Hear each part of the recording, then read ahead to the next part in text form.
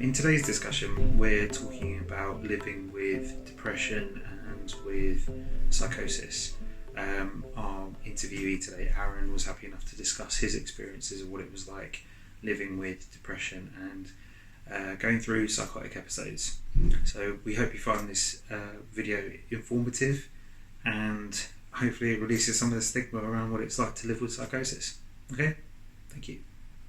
Yeah, I finished college. I got what I needed grades wise to get into university, but I thought what I'm going to do first is take a year out, sort of get a job, earn a bit of money, and then go, because I didn't want the pressure of sitting in exams thinking if I don't get this, I'm not going to uni. So when I did get the grades, I thought brilliant, sort of applied for uni, I had to do a personal statement. I went through all that effort and I applied for 4 unis, got in all 4 unis, chose my uni, Staffordshire. Got into Staffordshire, it was brilliant. There was a lot of commuting though. My mum and dad weren't really comfortable with me stopping out. They wanted me to commute because they didn't think, because my brother went to uni as well and he didn't stop out, so they were said like, you don't need to stop out, you come home. So obviously then I was commuting each day. I'd get up at 5, leave my house at 6, I wouldn't get back until 7 in the evening on a normal day, on a full day. It's a long day. It's a long day. Yeah. And then I'd come home, I'd eat, and I'd be straight in my room and I'd be on my laptop studying. But then it was all, obviously like when I went in September 2014 I started. I'd say February 2015, I started realising that I was becoming a little bit unwell. I was feeling very sort of down about things. I was feeling quite sort of very negative about who I am as a person. Didn't want to get out of bed in the morning. Was having trouble sleeping. I was, couldn't get out of bed. I didn't have the motivation to get up and get ready, get to uni. Yeah. But I just thought maybe I'm overworking myself. Maybe it's just I'm having a little bit of a downtime, but it'll pass. And then as the days went on, things started to get a little bit worse and worse, which was a sort of a trigger to me. I thought something's not quite right. What were you noticing? My mood was getting a lot worse. I was, everything that would go into my head, thoughts-wise, was negative. I'd have a lecture, and after the lecture, I'd be sitting there and I think, I didn't get this, I don't get it, and I'd panic, and then automatically, rather than thinking, okay, you can have a look at it, it was, I'm going to fail this course, and then I would get into, I'd be sitting on the train on the way back from uni, and I'd be sitting there going, I'm going to fail, and then, I started getting upset, my emotions were all over the place. I was getting, crying, or I was angry, or was upset. More, I wouldn't say I was angry at uni or the lecturer, I think it was more negative towards myself. But even then I still thought, maybe it's just, me being, because before 2015, I was a happy kid, very happy between school. When I was younger, I was diagnosed with nephrotic syndrome, which is a protein. The kidney leaks a lot more protein than it normally should. Right.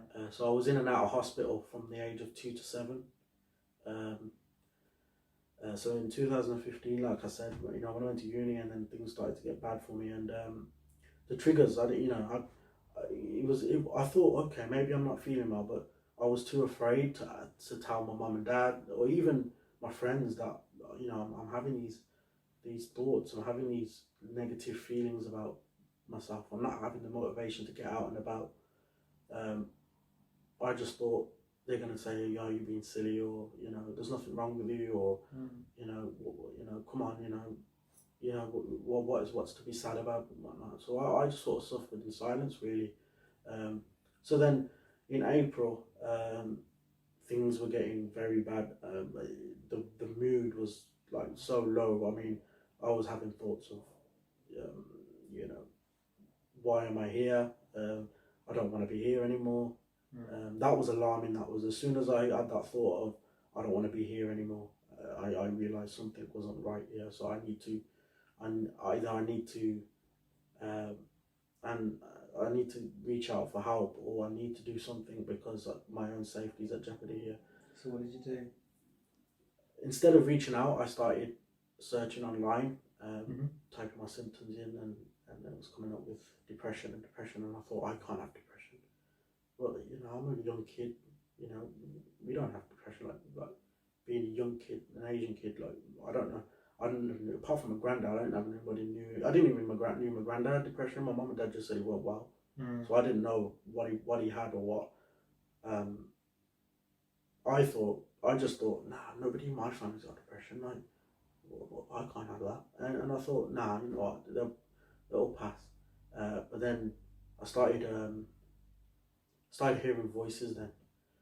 And when I heard the voices, and I thought, this is definitely not right. I need to reach out.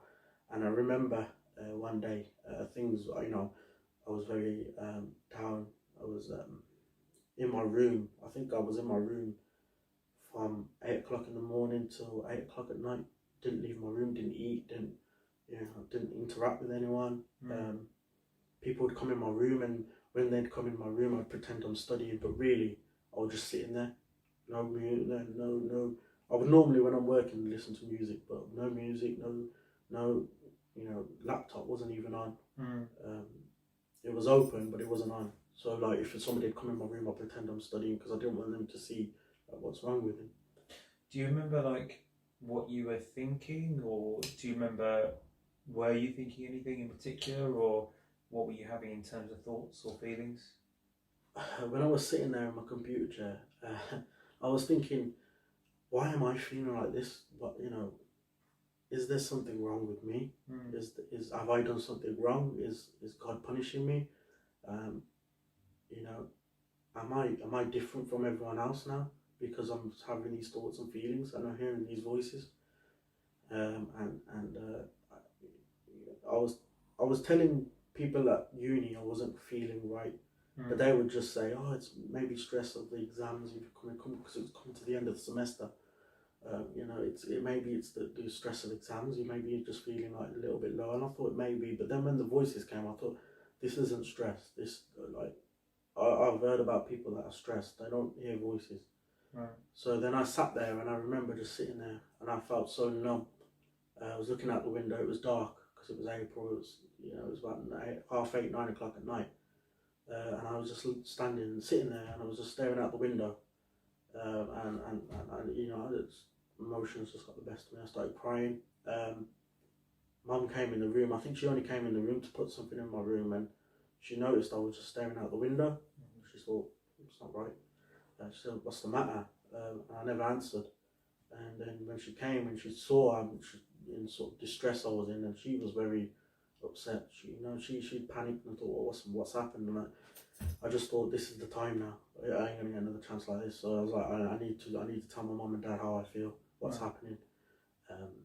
What did you explain to them?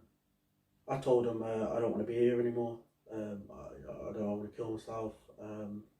I'm hearing these voices. They're telling me to kill myself. They're being very negative. They're saying negative things about me, my family. I'm feeling really down. I don't feel comfortable. I don't feel motivated to even do anything anymore. I just don't want to be here anymore. And then, so kind of. What were you hearing? Sorry. If you can go into no, yeah, of course. No, it was. I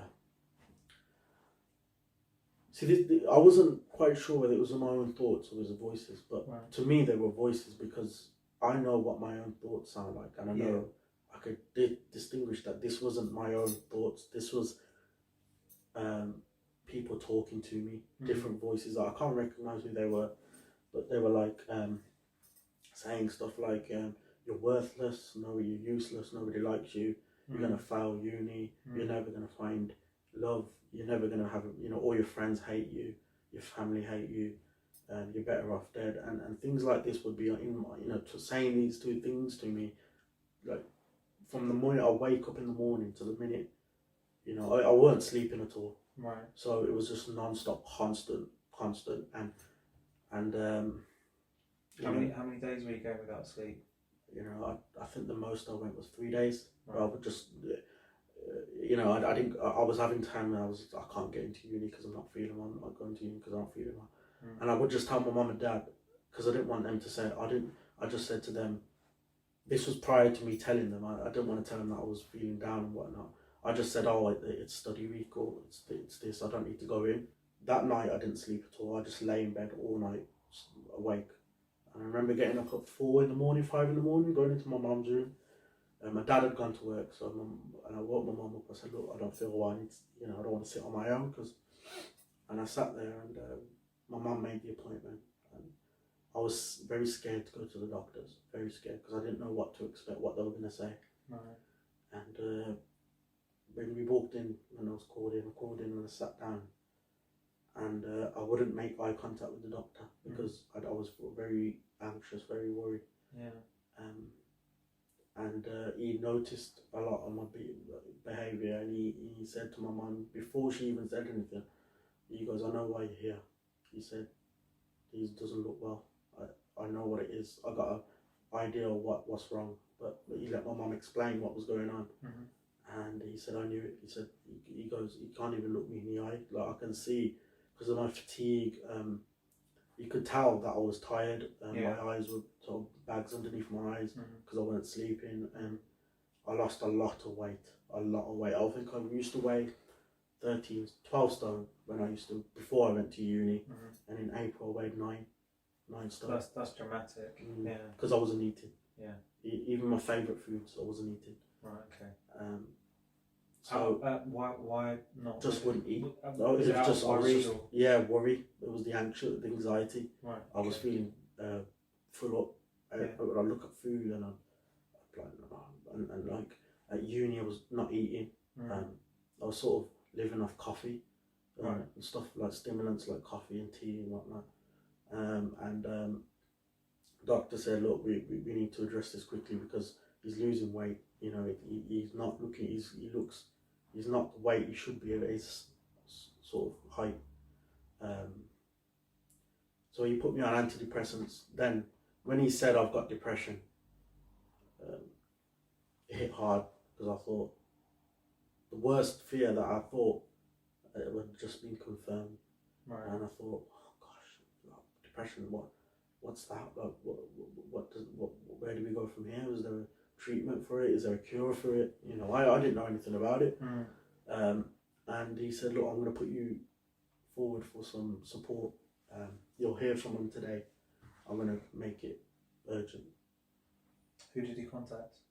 He did contact the Early Intervention Service, which is a service, because of the voices, he was quite concerned. The Early Intervention Service is a service in Warsaw and Dudley that consists of nurses and psychiatrists. Yeah. So a couple of days later, obviously whilst I've been taking my antidepressants and my sort of mood stabiliser or diazepam, just to get my agitation under control, I remember who was going to be my care coordinator, John, and a psychiatrist, one of the lead psychiatrists, came to my house. It was me, mum and dad sitting down. And he said, he let me I told him what was going on, the voices, my mood and stuff. And I said to him, look, I'm getting to a point now, I'm scared for my own safety. And he said, this is possibly one of the worst I've heard from, he goes, he said, I'm telling you the truth, I don't think I've ever been to a young Asian lad like yourself, your age. I don't think I've ever come across anybody like you that suffers from this. And what was it like for you to hear that? I just thought, the voice would say, see, I told you, you're different. Nobody, you're not the same as everyone else. You're abnormal. There's something wrong with you. And all these sort of stuff. And I thought, when he said that, I thought, that's it. I knew I'm different. See, now I'm not the same as everyone else. But he said, I'm not saying that as to make you feel bad. I'm just saying that this is, for me, this is like, you know, it's good that you should be proud that you've come out and said, look, this is what I'm suffering with, because there's a lot of people who don't do that. Right. And when I heard that, I thought, it did sort of make me feel a bit like, oh, okay, no, he said that, you know, he's called me brave, and, you know, he said, for coming out, like, to admit that you've got a problem with your mental health is a big thing for, you know. He goes, even people nowadays, like, there's people out there that don't like, they can't admit because they're too ashamed, or they're afraid of what their parents are going to say. But you've done that. You've done the hard bit. Now it's going to be hard, the journey to recovery. But he said, well, you know, you're going to have all the support, and we'll get you there. It'll be a long journey, but we'll get you there. And what was that support like? How did it? When I heard that, then I obviously that little bit of optimism came in, and I thought, okay, now if he said I've done the hard bit, so then he said, look, we'll get you to see a psychiatrist with the medication. We'll keep you on, but he said, I want to try you on these medications. So he wrote me a prescription. These are the medications I want to try you on, to start off with. What did he put you on? Citalopram, and a few others. I can't remember the names of them now, but yeah, he once he put me on that, he said, look, this is John, he'll be your CPN, your community psychiatric nurse. He's going to come to your house once a week to come and have a chat with you, see how you're getting on, monitor your progress, and then he's going to report back to me from what you're telling him. He's going to report back to me, then if there's anything that needs to, any changes or any sort of anything that needs to be made, then I will make that decision. Right. So then he came to my house the next day. He came with a massive folder, and I remember sitting with him, and he asked me how I was. I said, things are not getting better, I'm getting worse, the voice is increasing in numbers, my mood isn't getting any better. So he said, okay. And he talked to me on a level like where, you know, like I'm not, like I don't have an illness. He'll talk to me on a level like a friend would talk to you, like, you know, he'll talk to you about, like, oh yeah, how you getting on, you know, did you watch the football over the weekend, and it'd sort of take my mind away from it for a little bit. Yeah. And then if I had any problems, obviously I'd say to him, yeah, but John, you know, this is what I'm worried about, and he'll talk to me, and he'll say, okay. And I'll never forget, he used to always, out of his bag, he'd pull out his like notepad with a pen, and he'll start drawing these sort of, you say, you know, these little diagrams, like, okay, this is how you're feeling, but what's stopping you from feeling like this, and this, and then it put that optimism in me to think, okay, yeah, maybe, you know, maybe there is a way I can deal with this. Yeah. And so John was working close with me. He was brilliant. You know, he'd come every week, and then once every 3 months I had to go to see a psychiatrist.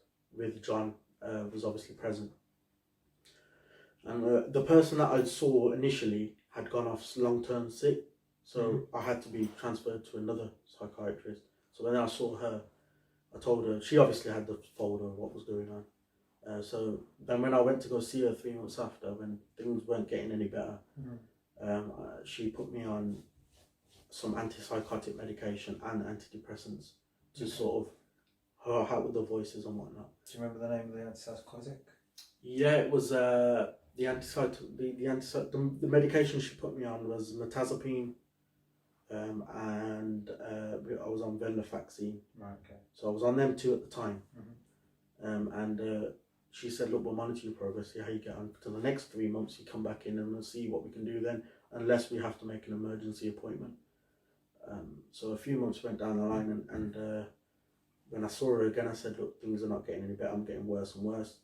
I said, okay. She said, all right, then we need to maybe put you on more antipsychotics, because the voices were increasing in numbers, and they were increasing in sort of how negative they were being, different voices. Maybe I was hearing, you know, elderly people's voices, young people's voices, people shouting at me, people arguing with me.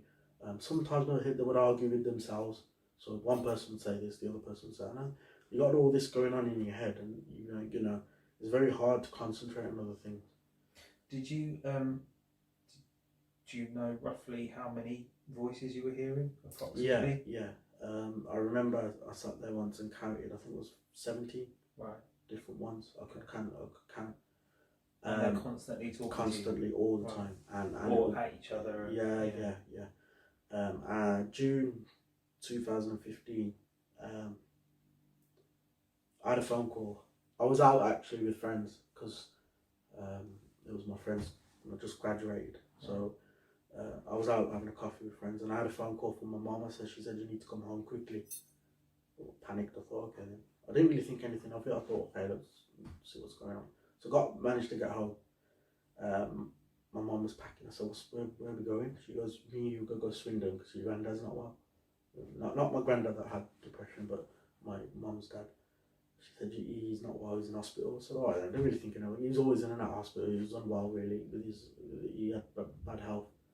So then we went to Swindon. I saw him in the hospital, and I was sitting there, and my BP said, let's see who gets better first, Aaron or Papa. And I said, didn't think anything of it. But then the next day, we had a phone call to say that he took a turn for the worse. Right.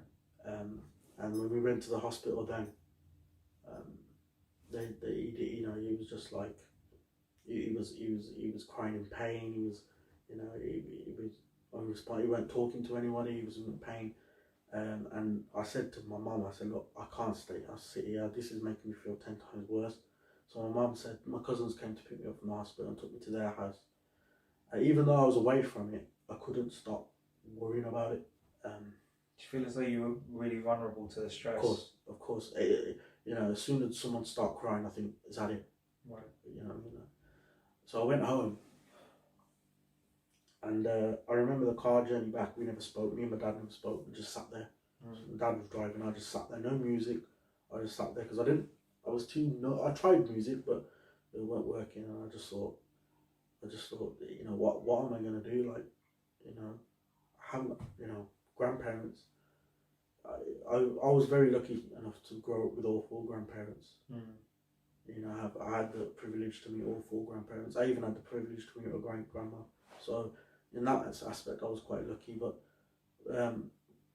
when I went home, from what I forgot to mention, in April, when I realised what was going on, my room became a no-go for me. I couldn't even go in there to pick my clothes out. I couldn't go in there at all to do anything because I just felt there was this negative energy.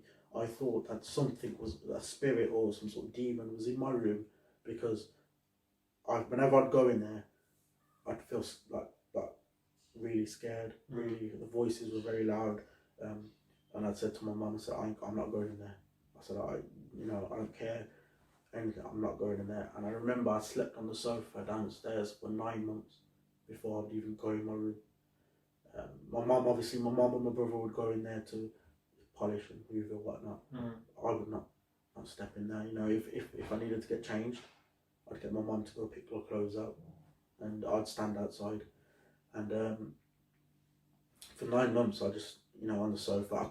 I couldn't even step in my room. And that day when it happened, my papa, I remember going to sleep, and in my dream, my papa came in my dream, and he said, Aaron, I'm okay, don't worry, you'll get better. And I remember just waking up, and I thought, whoa, that was weird. I had a dream papa. And I'd say, 30 seconds later, I had a phone call to say he died. And when I heard that, I thought, gosh.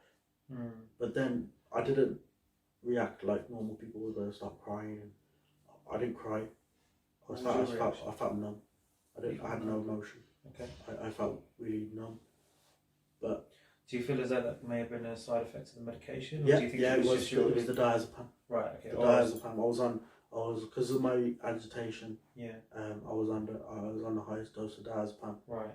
So, and they said normally diazepam's as and when you need it, but because of how bad I was, you need to be taking it 4 times a day.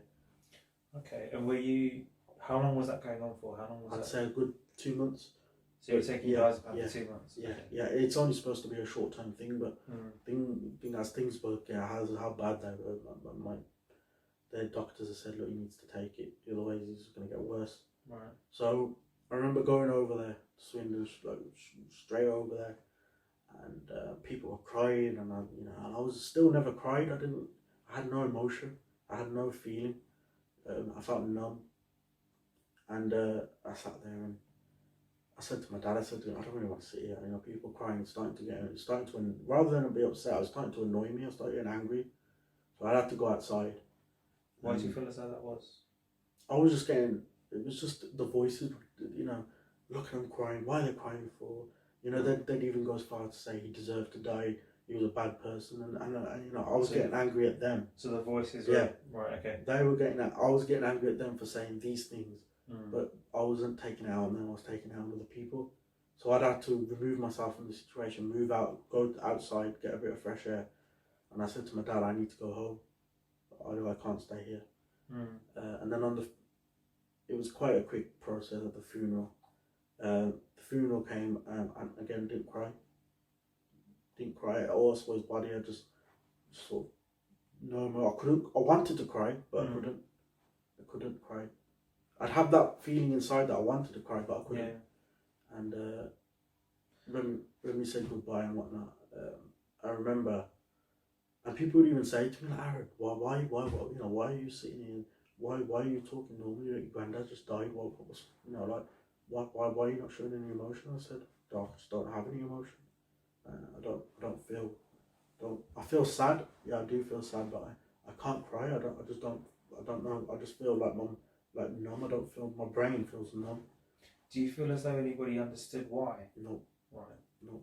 When I went home, things got worse from there. The voices would get worse. My mum and dad would obviously force me to eat because I wasn't eating. So they'd make me food and buy me food that I used to enjoy eating before. And I used to sometimes like food like soup and that. And my mum would make me soup, and I remember I took a bite, put a bit of bread in the soup, and I ate it, and it was a bit too hot. And I've never had this rage before. It was so much anger. I'd bang on the table. Who made this? Why is it so hot? Shouting at parents, shouting at brothers. Throwing things. God, no, I was just gonna say, what do you think of that now? Like, now that you look back on it in hindsight, why do you think you were getting so angry at that point? I didn't feel I was in control of my emotion. Right. Okay.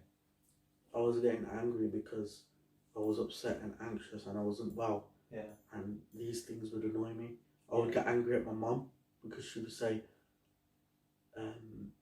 she'd say to me, what do you want to eat? Oh, you always talk about eating, don't you? Why don't you just shut up? Stuff like that, really aggressive towards them. And they were very, very sort of, they were understanding that, okay. Yeah, but the way you're saying it, this is the frustration coming out. Frustration, and the problem was this is totally out of character. I never used to get angry. Yeah. I never used to argue with anyone, parents. I used to listen to what they said. I didn't want. That's your own upset, the stress of what's going on. I didn't want my friends to come and see me. I stopped my friends coming to my house. Yeah. And then things got worse, and then that's when I was introduced to the home treatment team. Right. Which is a crisis team with nurses that come to your house every day, and they talk to you. It's a bit similar to what John does, but it's not. John was more my community psychiatric nurse. He talked to me about different coping mechanisms and whatnot. But the meetings with John were getting a little bit sort of, I was telling him, I'm not feeling well, these are not working, we need to. So he's thinking, he didn't really have the qualifications to do CBT, so he couldn't do CBT. And then when home treatment came, John sort of took a step back because it was needed a bit more intense treatment. Yeah. And I remember I was saying to them, I'm not feeling well, things aren't getting good. So then the guy said to me, he said, look, we've tried everything now, medication, therapy, nothing's working. We need to go into hospital. And I was like, no, I'm not going in. He goes, no, we need you to go in, even if it's for a few days. We need you to go in. So, okay. Just pack a bag. We found a bed at Bushyfields, which is in Dudley. Get somebody to take me there. mum and dad come home, told them. Mum got upset. My dad took me, and I remember walking in to the ward, and there were people hitting their head against the walls, talking to themselves, laughing, and I thought, well, I can't stay here. And I remember I just subject myself to my room. I wouldn't leave the room because I was scared. I'd lock the door before I went to bed because like it was like strange. I'd never been in this sort of environment before, and I was in there for 4 days, and then I came out, and things then started to improve. Do you know why? I think it was because the combination of medication that I was on, and seeing other people like that. I thought maybe okay, I might be bad and I might be suffering really bad, but there's people there that are a lot worse than what I am, and I'm still in control of what I can do. I don't want, from April till September, I was lying there every day, just lying there. I'd have TV on in the background, but I wasn't watching it. I was just lying there, and I used to like watching Jeremy Carr, but even that used to annoy me. The shouting, I didn't like it. I'd turn it off, or my mum and dad said try watching comedy films or stuff like that, just to try and like make you laugh, and nothing.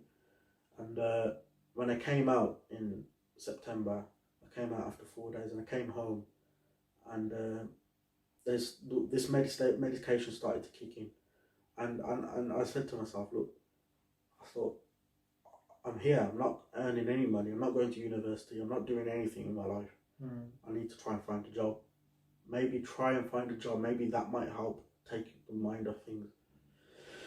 Started applying for jobs, got a few interviews, and the negative voices would obviously be there. You ain't gonna get a job, When I went to an interview, a couple of interviews, I'm trying to express, like, answer the questions, but I'd start sort of talking about a little bit more negative than positive, and obviously I wasn't hearing back, and I thought, I ain't gonna find a job. And the more and more I wouldn't hear back, the worse my mood would get, because I'd think I'm never gonna get a job. Who's gonna really employ me, with what I've got? And then I went in for an interview with ASDA, and I got a call back and said, I'm gonna offer you a job, and I couldn't believe it. I was like, oh my gosh.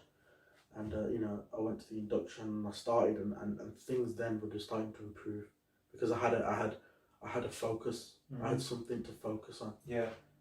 Going to work, it was part-time, but it was good because it kept me busy, and it got you out of the house. Got me out of the house, met new people, earning money as well.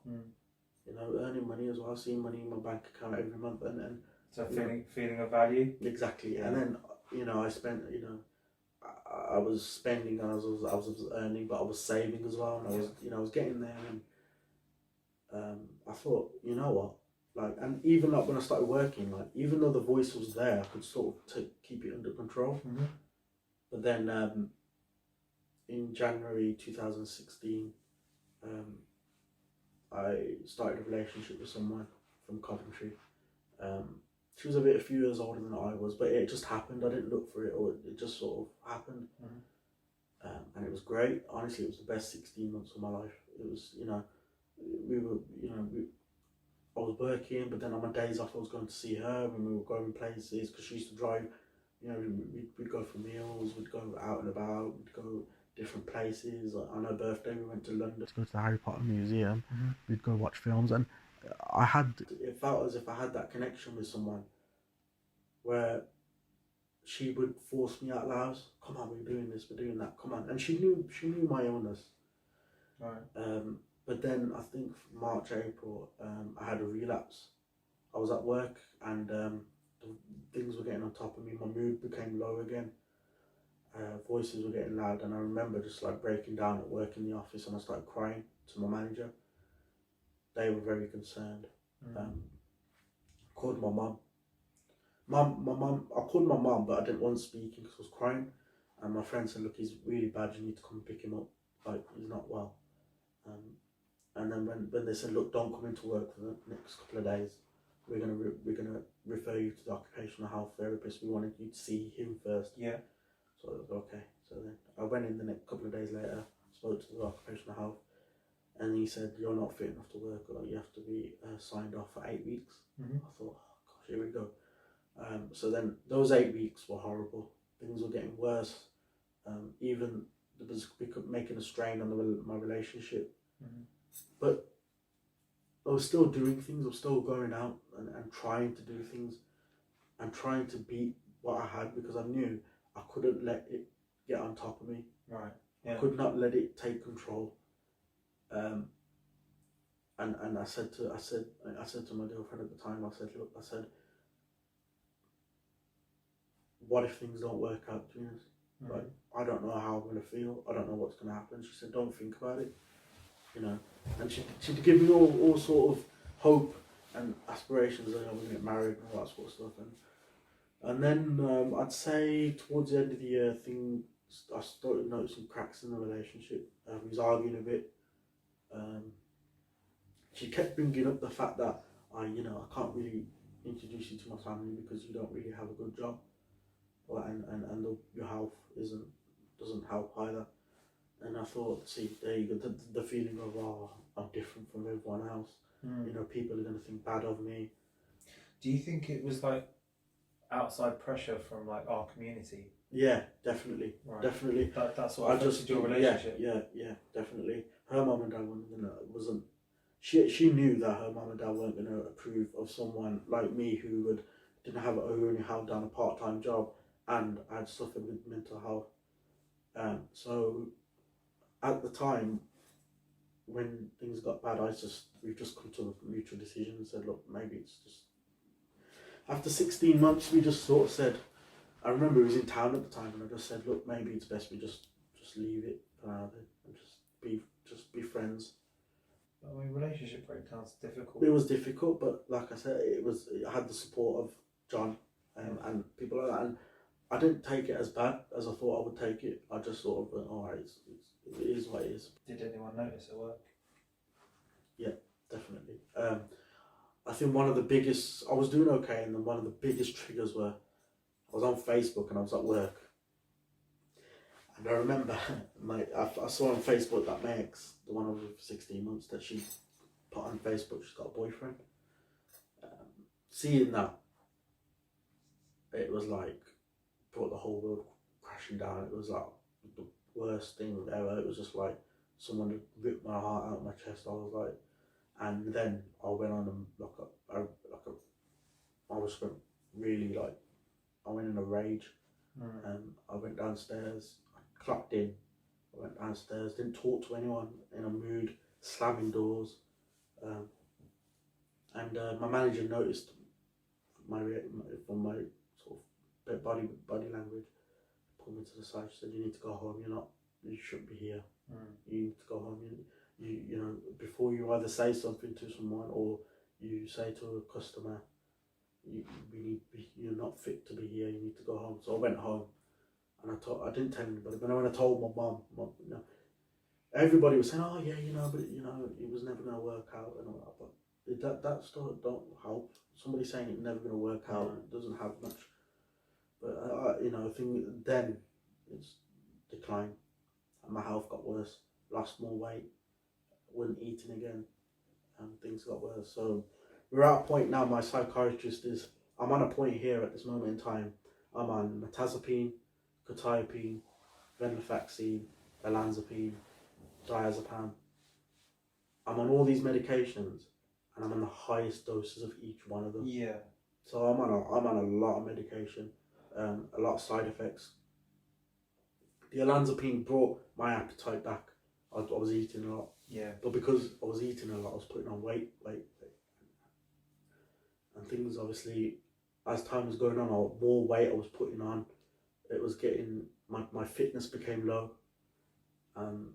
But because I was on so much medication, I was going to work sometimes half asleep. Yeah.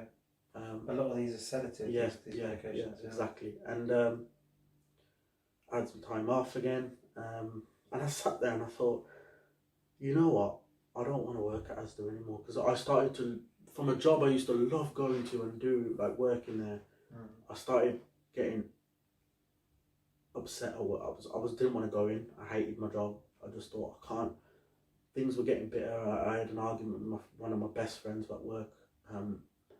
I kept saying to him, I'm not feeling well, and I'd do all this stuff, and he was telling me, in hindsight, when I look back at it, he was right, and I was wrong, and I thought... Well, the voice is still there. Yeah, and the voice was still there. Okay. They would say, see, I told you, nobody liked you, whatnot, and then I just said, look, I've got to move, and I remember I was sitting there, and my brother came in the room and said, oh, AA recruiting. I said, I can't work at the AA, I ain't going to get a job at the AA, I've got no chance. And I was like, no, you got to just apply. If you don't get it, you don't get it. At least you applied. I thought, nah, I ain't gonna bother. And I thought, okay, we got no harm in trying. So I applied. Had the phone interview. When I had the phone call, I was like, whoa. And then I had the interview. Oh yeah, we're gonna invite you to a face-to-face interview. And I was like, oh, okay. This is starting to get a bit daunting now. Like, I can't believe I've actually got into the face-to-face. But then it was like that feeling of previous interviews of where I couldn't express myself because of the voices. I thought maybe I'm going to mess it all up again.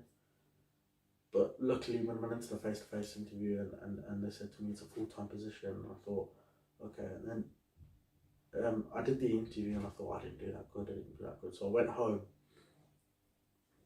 At the time, I was off from Asda, and I remember the next day I got a phone call from AA and they said, oh, we're going to want to offer you a place of employment with us.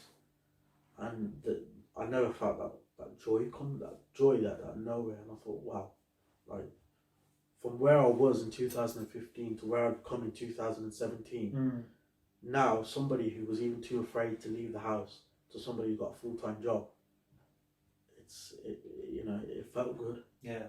Like I've proved the voices wrong. Yeah. And I've proved myself wrong.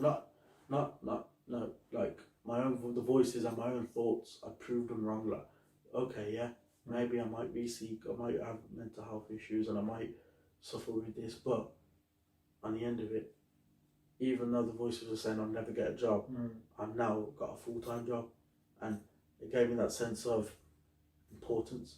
I was going to say, it seems as though at that point it gives you the confidence to back yourself. Yeah. You can say, okay, yeah, and I would start talking back to the voices. Yeah. I'd start saying, okay, then you think that, but look at me now. Yeah. I'm earning, good money at AA. I'm making new friends. I'm in a good place. I thought I was in a good place. I'm doing good now. So they understood that it was at that point it was like an ongoing chronic issue, like it was going on for a long time. Yeah. I had to be fully truthful with them because I knew that if things didn't go quite well in the future, they would say, you never told us that. Right. So I was fully honest with them, I didn't hold anything back. I told them everything. They were fine. And I'd say I got the job in November, and then I'd say I went till September next year, 2018, last year. I had another relapse. Right. I wasn't feeling very well, and I said to my manager, I don't feel very well. I was at work when it happened. I was panicking, and I remember it was because everyone was laughing and joking at work, and everyone was having fun, and I was just not feeling well. I was just like, that feeling of feeling down again, something bad's gonna happen. The voices then started to increase in numbers again, and I thought, here we go again. I want to lose my job here now because this is different from Asda. These people are serious. This is a proper company now. You're working for a full-time job. If you lose this, that's it. So then the only bed I had available was in Warsaw, so I had to go to Warsaw. I stayed there for a week. What was that like for you? In terms of when the police were there? It was very scary because I've never been in trouble with the police. Right, okay. Were you sectioned at that point, or no? It was still voluntary going in. Voluntary going in. Yeah. Okay. I got to a point where I was thinking, I need to go in. If my family is too scared to have me in the house, I can't be here. I need to go in. Went in. I was in intense treatment, and I tell you what, it was different because at Bushyfields, people were they weren't very nice. But then as soon as I went into this new place, people were coming over to me, shaking my hand, asking me how I am, you know, talking to you, even though they weren't right, but that they'd make you feel like it was like, it felt as if it was like a holiday, like people, yeah. You know. Sorry, were these other people that were there? Yeah, or like yeah. you're not the staff? Not the staff, actual yeah, people even the there? staff were very Right. nice, they'd come and sit with you and play cards or... Okay, so it's a different Yeah, vibe. different Completely vibe, totally vibe, different yeah. vibe. And there was people I made quite good connections with and would help me and these sort of things and I was getting to this point where I was like, you know what, I kind of felt guilty for saying it, but I was like, I actually enjoy being here. It's like I've made some good friends. You know, I spent less time in my room and more out socialising with the others. Okay. And we'd watch TV. You know, I'd have my headphones on, but how did you feel in terms of the voices? The voices were still there, very loud, Right. very loud. But because I was talking to other people and I was trying to put them at the back of my head, right. and obviously I was on a lot of medication at the time. Right. Okay. Yeah. And when the doctor said, "Look, you know, we think you're okay to go home," so when my dad picked me up and I went home and I felt good about myself because I thought, yeah, you know what, I really enjoyed that. Hearing other people's stories, I thought, you know what, like, it was good. Like, I didn't have that fear of going into hospital anymore because I thought it might be, but then I thought, I can't, you know, it's not my choice where I go, it's where they've got a bed available. But I said to my dad that day, I said, look, my aim now is to concentrate on my work at the AA, get myself better, get the medication under control, get myself better, make some new friends, do things. And my dad said, it's good. And as things going on, I went about 9 months without having a day off work. Family noticed a big change in my attitude, the way I was getting involved with things, was going out more. Mum and Dad were a lot happy because I'd say on my days off, I'd say, oh, I'm popping out with my mate. Whereas before I would just sit at home, do nothing. And I'd say, yeah, I'm just popping out with my mate. And my dad and mum and dad were like, okay, you know, like they're happy I'm doing things.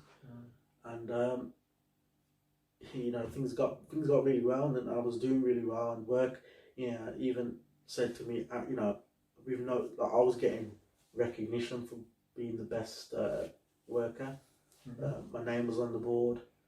I was passing all my quality exams, quality of calls.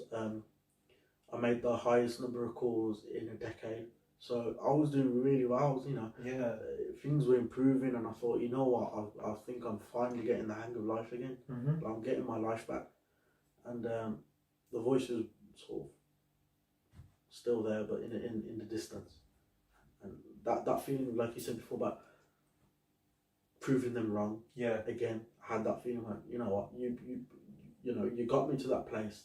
But I think, to this day, I still say, being in Dorothy Patterson Hospital in Warsaw was the best thing that ever happened to me. Because it opened my eyes, I met new people, I had help, I met a lot of staff that were really nice. And you know, they'd have things like tea and coffee and donuts, and the staff would take their time out and sit with you and talk to you, play pool with you, and there was a pool room, and there was like you know, they used to have iPads where you could use to go on the internet and watch films or whatever. We always used to get together in the evening to watch a film, and it felt as if I was like on a holiday home, like meeting with friends. And I was quite upset to leave. I was, you know, when they said I could go home, it was a sort of you know. What's your diagnosis? It's severe depression with psychosis. Right. Okay. So psychosis is where you're out of touch with reality. Yeah. So you respond to external stimulus that's not there. Yeah. Some people hear things, like myself. I hear voices. Yeah. Some people see things. Yeah. Some people taste things. Some people smell things. It affects your senses. Yeah. So that's what I've got. I got psychosis. I've never known anyone. I didn't know what psychosis was. I didn't even hear of the word psychosis before I had it. I was diagnosed with it. Fast forward this year, things were going good. I had a meeting at work again, obviously, when I went back to work, things started improving again. Mm. Medication was right again, and I was taking it at a decent time. And people in there said, look, we're really, really impressed with your performances at work, so we're giving you a promotion to a recovery assistant, which is a little bit more money as well. So brilliant. That feeling again, I proved everyone wrong again. Yeah. Yeah. So then I started on the recovery team, and it was brilliant. I met new people again and made new friends, and things were going good, and I used to enjoy what I was doing. It was less outbound calls, more inbound calls. Mm-hmm. Mm-hmm. So then it was, meeting new people again and all that sort of stuff. It was going good, and I'd say maybe a few months ago, I relapsed again. Okay.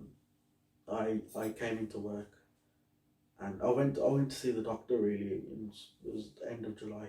I went to see the doctor, and I said, look, they said, do you feel? I was hearing voices, but these voices were starting to get different now. Like I was hearing demon voices, talking different languages.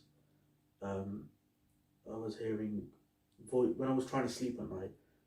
Before it was just all in my head, but then I started hearing voices coming from each side of the room. People whispering my name, Right. little children singing nursery rhymes, people saying, little kids saying, "Come and play with me," come to the light, come and find me. And I was like, this is like getting a bit scary now. Like this hasn't happened before.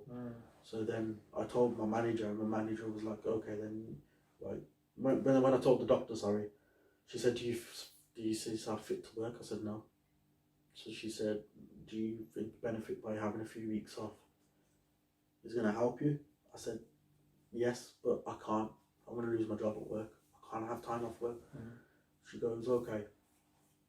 She said, all right, but she said, I think myself you should have time off, but I can't force you to have time off.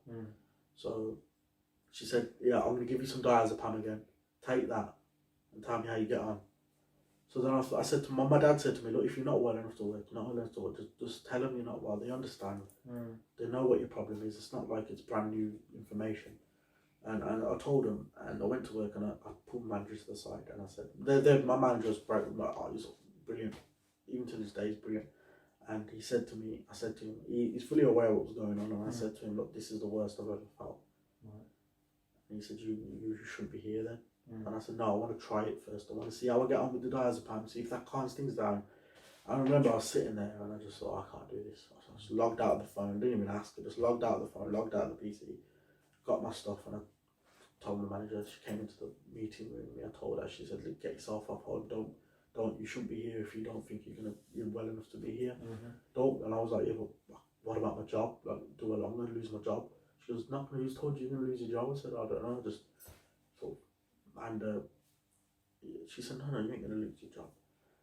So she said, go home. So I went home. The home treatment team started being involved again. And they said, no, you're not well. So I went to my GP. They signed me off for 8 weeks again. And that was the start of August. So then things started to get worse. So the home treatment team got in, and the doctor came and he said, look, you're all on this high dose of medication. You're taking the highest dose of all medications that we can possibly offer you at this moment in time. And you're still experiencing these symptoms, which tells me that the medication you are taking is not working. Right.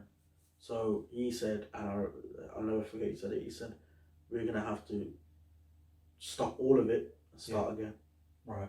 Start from scratch. Just try something else. Try something else. So I'm on 5 different medications here at the time. And so the quetiapine now, over the course of from then till now, has stopped from, I was on the highest dose, which was 800 milligram. I'm now on 200 milligrams of quetiapine, and I've been introduced to lorazepam, which is supposed to treat people with schizophrenia, but it helps with psychosis. Yeah. I'm on not the highest dose of that yet. I will be tomorrow though. Not the highest dose on that yet, but I'm on the second best highest dose. Next down, yeah. So I'm on that now, and then I think the next is metazapine to come down from 75. So they're trying to take you off all the sedatives. Yeah. And obviously when they come to my house and home treatments are supposed to be a short term thing. It's not there for long term. Yeah, but my doctor, it's like 2 weeks to a month, isn't it? My doctor said this time we're going to keep you under the home treatment team for the next couple of months. Right. We're going to monitor you, your change in medication, your behaviour. Because if anything does change or gets drastically worse, then at least we're here to tackle it, and we can put you in hospital, or Yeah.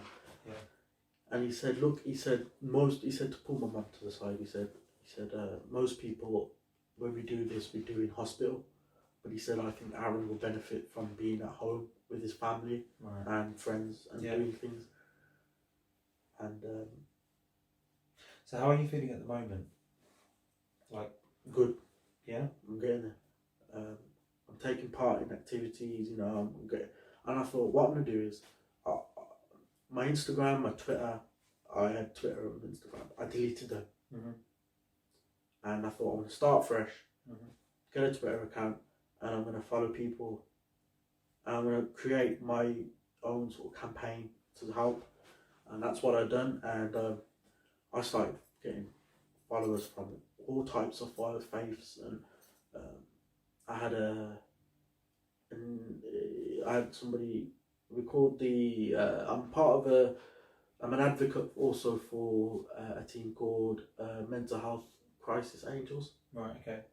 I see their wristbands. Yeah, I already got there a couple of weeks. But they reached out to me and said, we love your work, what you're trying to raise awareness for. We would love for you to be part of our team. So what it is we're there for anybody any faith, doesn't have to be, specific faith. But we're out there, we promote these things, these talks and these, and they'll say, all of our DMs are open, And I've come across a lot of friends now. I've made a lot of friends on Twitter. A lot of people. I got my own support group on Twitter on my messages. There's a couple of people who are a little bit therapists that I can say, look, I've got this problem. This is what I'm worried about. What do I do? And they talk to me, and then the problem's crushed like that. Right. Okay. But then we've got a social group where all of us get together. And we don't talk about mental health. We talk about things that happen in our lives. Yeah. I'm going out today, or what the weather's nice, or things like that. And it's not supposed to be that social group is not supposed to be for people to put their problems in. It's a sensitive thing where people just say, look, I'm working alongside that, but I did tell them I want to do my own little thing as well at the same time. I want to raise awareness in my own community, and they're fully behind it. That's when I started reaching out to you guys, and I thought, what I'm going to do is I'm going to write my own little story, my own journey, because I want people to read it and say, if he can do it, if Aaron can do it, then I can do it. And that's the message I want to get across to everyone, because I just want to know if I can do it. And from what I've been through in my life, a lot of tragedies and whatnot, if I can do it, and if I can do it, and if I can get a full-time job, and then I can get relationships, and I can still live what people class as a normal life, then there's no reason why nobody else can do it. I agree completely. I think there's something really important in what you've talked about today is about there is relapse and recovery, and it's just about reaching out for support when you need it, and it's there, and it's always about, and it's available. Sometimes it may be a bit late getting there, but it's there for you. It's not going to happen. It's not going to happen automatically. And it's not. I'm not saying reach out to people, and as soon as you reach out and you get the help and the medication, you're going to improve like that. It's a long process. It's up and down. It's all trial and error. But look at me now. 4 years down the line, going to be 5 years in April, and work. I've got a full-time job. I've got a lot of support with family. I'd definitely say my family, not just my own household family, but my extended family are now aware. The awareness of what I've come across. I've told them my story, and look, I've said, look, this is actually happens. Like, they've seen, like, it happens, and now even my baby now, she's more aware to mental health. Yeah. She knows now. Like, she says, oh, when people ask her, how's Aaron? Yeah, he's okay. And I've never heard her say psychosis. When she told somebody that, they were like, well, what's that? And then she's like, everybody, my family now is like sort of, when people ask how I am, they use the, oh, he's fine. It's more like, yeah, he's doing good, but he suffers from depression and whatnot. So my my family's awareness has improved, but I truly believe that if I could come out and I know it's hard. I'm not saying it's easy and it's difficult, especially in the Asian community and the Sikh community, because a lot of people are afraid of what their parents are going to say, or their elder generation are going to say. But if you're not comfortable to talk to them, then make an appointment, go to the doctors. I'm always available. My Twitter's available. My Facebook's available. And there's also other support in people's locality areas. Yeah, there's a lot of support. As well. So it's about patching into those exactly. areas, Each county. Like, I didn't know there was that much help out there, but we've come a long way in mental health from when my Baba had it to when I've got it now. We've come a long way, and I've got to say, without the home treatment team, without the intervention service, I won't be here today telling this story. I think I would have pretty much given up, but they gave me that hope to never give up. And a lot of people laugh at me, really. One of my role models growing ever since I have been diagnosed with this is John Cena. It's just the way he goes on about life. Never give up. His story. Positive message. Yeah. And I've got all of his T-shirts. And his message. That's it. That his message. Never give up. That's my catchphrase. That's what I say. Whenever I feel down and I feel upset, that's why I just remind myself: never give up. Because if you give up, it ain't worth it. Mental health. It can attack you in different ways. But if I can do it, so there's no reason why anybody else can't do it. But if I just want to get across, if anybody needs my support or anything like that, or anybody wants to explore in a bit more detail what I went through, then I'm always I'm available for anyone. Brilliant. Anybody, any faith, any religion, any colour, anything like that. So it was good. But thank you very much for allowing me to tell the story. Yeah. Thank you very much for letting me. Thank you for sharing it. What we'll do is we'll put all your details and everything up on the video link and everything, so if people want to get in touch with you, they can. Yeah, of course. But we'll also be putting up sort of like contact numbers for of course. other people as well.